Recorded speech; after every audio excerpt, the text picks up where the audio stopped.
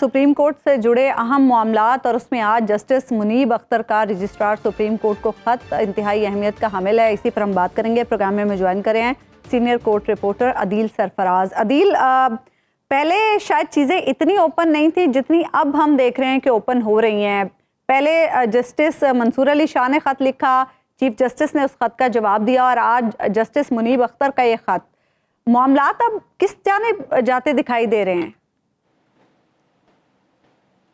देखें, मामलात तो अगर हम बात करें ओवरऑल जुडिशरी के अंदर बिगाड़ की तरफ ही जाते दिखाई दे रहे हैं। एक इन फाइटिंग हमें नज़र आ रही है जो पहले इख्तिलाफात तक थी, मगर अब बाकायदा तौर पर जजेस साहिबान आमने सामने आते नज़र आ रहे हैं हमें। एक जानिब हमने देखा, जैसा कि आपने कहा, कि जस्टिस मंसूर अली शाह एक ख़त लिखते हैं, उसके जवाब में जनाब काजी फायज़ ईसा ख़त लिखते हैं, और अब जस्टिस मुनीब अख्तर का जो ख़त आया है इसको एंटिसिपेट भी किया जा रहा था कि ऐसा होगा।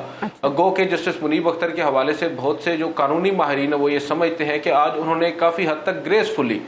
इस पूरे मामले को हैंडल किया है, क्योंकि पहले दिन से मालूम था कि 63A का जो रिव्यू है इस पर जस्टिस मुनीब अख्तर इस बेंच पर एतराज़ करेंगे और हो सकता है रिक्यूज़ भी कर जाएं, मगर उन्होंने बेंच में आने की बजाय एक ख़त के ज़रिए आगाह कर दिया कि वो इस बेंच का हिस्सा इस वक्त नहीं बन सकते।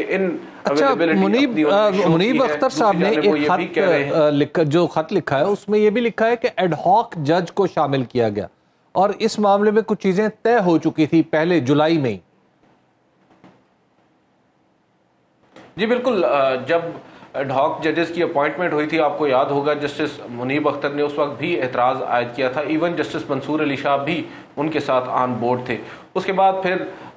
ये तय पाया, जो इस ख़त से अंदाज़ा हो रहा है, कि आइनी मामलात जो हैं उन तक इन जजेस साहिबान को उनमें नहीं शामिल किया जाएगा। और आपको याद होगा जस्टिस काजी फायज़ साहब ने भी अपने ख़त में जस्टिस मुनीब अख्तर के हवाले से यही बात की थी कि ये अपने सीनियर्स की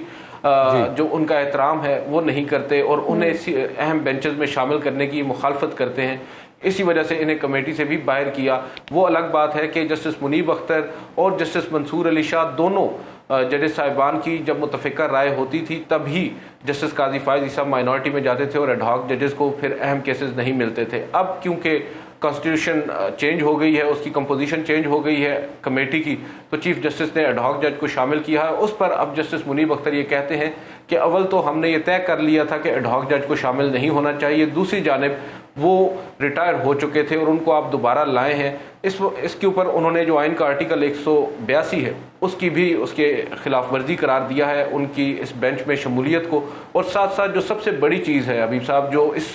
ख़त में हमें नज़र आ रही है वो है एक स्कैंडल। बहुत से लोग समझते हैं, एक 18 जुलाई को प्रैक्टिस एंड प्रोसीजर कमेटी का इजलास होता है। उस इजलास में जस्टिस काजी फायज़ ईसा अचानक से बकौल जस्टिस मुनीब अख्तर के एक एजेंडा पे रखते हैं 63A का रिव्यू, और उस एजेंडा पे रिव्यू को न सिर्फ शामिल किया जाता है बल्कि चीफ जस्टिस काजी फायज़ ईसा एक बेंच भी प्रपोज कर देते हैं, 5 रुकनी larger bench justice Mansoor Ali Shah की सरबराही में, जिसमें जस्टिस याह्या अफरीदी भी शामिल होते हैं। इवेंचुअली क्योंकि अक्सरियत काजी फायज़ साहब के साथ नहीं होती है, वो इजलास है जिसमें आपको याद होगा जो नजरसानी दरख्वास्त थी नून लीग की मखसूस नशिस्तों के केस में, उसे भी समाअत के लिए मुकर्रर करने की कोशिश हुई थी मगर नाकाम हो गई थी। और साथ दूसरा ये मुकदमा था। अब जस्टिस मुनीब अख्तर ये कहते हैं अपने इस खत में कि पहले आपने प्रपोज किया एक 5 रुकनी larger bench justice Mansoor Ali Shah की सरबराही में, और अब अचानक से आपने जस्टिस मंसूर अली शाह और जस्टिस याह्या अफरीदी को बाहर निकाल खुद इस बेंच की सरबराही कैसे कर ली है, ये वाजे नहीं किया गया। पहले ये वाजे तो किया जाए कि आपने, या कोई वजह तो बताई जाए कि आप खुद इसको क्यों हेड कर रहे हैं। दूसरी जानिब उन्होंने तो सवाल नहीं उठाया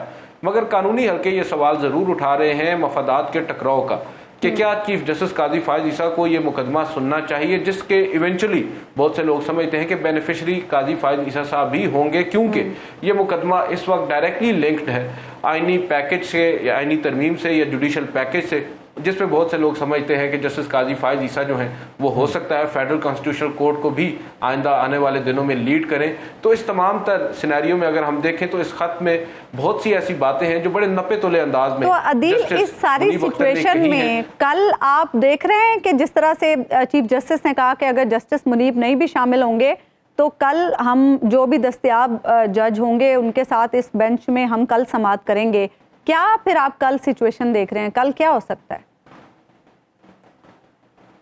دیکھیں آج چیف جسٹس آف پاکستان نے اندیا تو دے دیا ہے بینچ کی ریکنسٹیٹیوشن کا، مگر اس سے پہلے یہ طے کرنا ہوگا کہ آیا بینچ ٹوٹا بھی ہے یا نہیں۔ ابھی تک تو یہ واضح نہیں ہوا۔ جب بینچ کے ایک فاضل رکن یہ کہہ رہے ہیں کہ وہ بینچ سے ریکیوز نہیں کر رہے، وہ کوسچن ریز کر رہے ہیں اس بینچ کی کمپوزیشن کے اوپر، اس کی کانسٹیٹیوشن کے اوپر۔ پہلے تو جو 2 رکنی کمیٹی ہے، جو بدقسمتی کے ساتھ اس وقت 2 رکنی کمیٹی ہے، قانون کے مطابق تو 3 رکنی ہے، وہ جب بیٹھے گی تو اس سے اس خط کا بھی جائزہ لینا ہوگا اور اس خط میں اٹھائے گئے سوالات کا بھی جائزہ لینا ہوگا، اور اس کے بعد پراپر ریزننگ دینا ہوگی اگر بینچ کو ریکنسٹیٹیوٹ کیا جاتا ہے۔ کیونکہ جہاں تک تعلق ہے جسٹس منیب اختر کے ان کو منانے کا، تو اگر انہوں نے ماننا ہوتا تو میں سمجھتا ہوں وہ خط ہی نہ لکھتے، وہ تو کم از کم اس 2 رکنی کمیٹی کے تشکیل کردہ بینچ کا حصہ نہیں بنیں گے۔ اس تمام تر ضمن میں جو رائے ہے عمومی عدلیہ کے اندر یا اوورآل جوڈیشری میں، وہ یہ ہے کہ چیف جسٹس قاضی فائز صاحب کو اس معاملے میں زیادہ جلدی نہیں کرنی چاہیے اور انتظار کرنا چاہیے، نہ کہ کل کو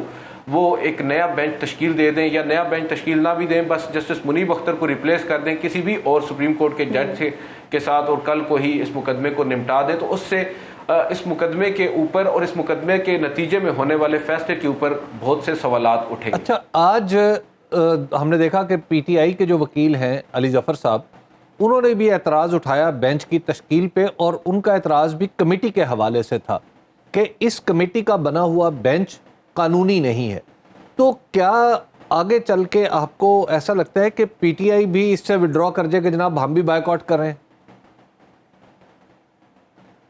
دیکھیں، میری آج صبح بیرسٹر علی ظفر صاحب سے بات ہوئی تھی جب سماعت ابھی شروع ہونا تھی۔ اس سماعت سے قبل میں نے ان سے پوچھا تھا کہ کیا آپ بینچ پر اعتراض کر رہے ہیں، تو وہ یہ کہتے ہیں کہ ہم کمپوزیشن آف دا بینچ پر اعتراض کر رہے ہیں، جس طریقے سے جیسا کہ آپ کہہ رہے ہیں کہ 3 رکنی کمیٹی کی بجائے 2 رکنی کمیٹی، اور وہ بھی ایک امینڈمنٹ کی صورت میں جو آرڈیننس لایا گیا ہے اور اس کے نتیجے میں بننے والی کمیٹی کے ذریعے بنا ہے، تو اس کے اوپر ہم اعتراض اٹھائیں گے۔ مگر دوسری جانب پی ٹی آئی کے اوپر بھی جو لیگل سرکلز ہیں ان میں